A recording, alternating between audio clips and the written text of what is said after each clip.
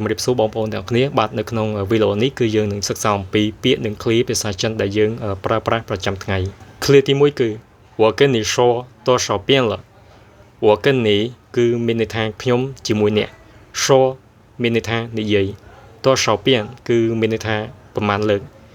ឬក៏ប្រមាណដង我跟你说多少遍了គឺមានន័យថាតើខ្ញុំបាននិយាយប្រាប់អ្នកហ្នឹងប្រមាណដងអី我跟你说多少遍了តើខ្ញុំបាននិយាយប្រាប់អ្នកប្រមាណដងហើយ我有一件事想跟你说我有一件事គឺមានន័យថាខ្ញុំមានរឿងមួយឬក៏ខ្ញុំមាននៅបញ្ហាមួយ想ចង់跟你说និយាយជាមួយអ្នកឬក៏ប្រាប់អ្នក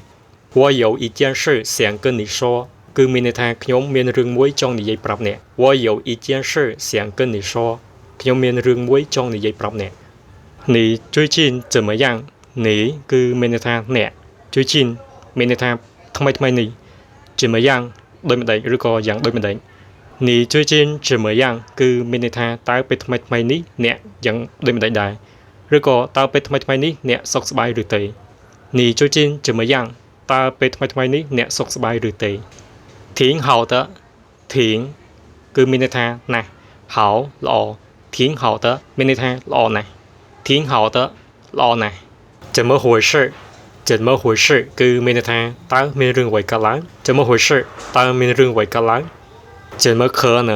怎么គឺមានន័យថាដូចម្ដេច可能ដែលអាចទៅរួច怎么可能គឺមានន័យថាតើអាចទៅរួចយ៉ាងដូចម្ដេច怎么可能តើអាចទៅរួចយ៉ាងដូចម្ដេច别放弃别គឺមានន័យថាកុំឬក៏ឈប់放弃គឺមានន័យថាបោះបង់别放弃មានន័យថាកុំបោះបង់别放弃កុំបោះបង់祝你好运祝你គឺមានន័យថាសូមជូនពរអ្នក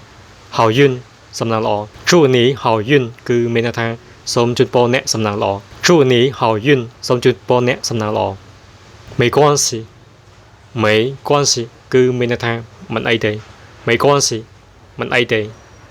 你真好你គឺមានន័យថាអ្នក真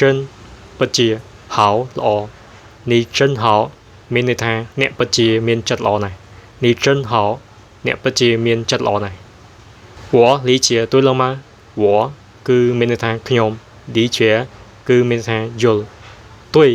មានន័យថាត្រឹមត្រូវម៉ាឬទេ我理解对了吗មានន័យថាតើខ្ញុំយល់ត្រូវឬទេ我理解对了吗តើខ្ញុំយល់ត្រូវឬទេ我去超市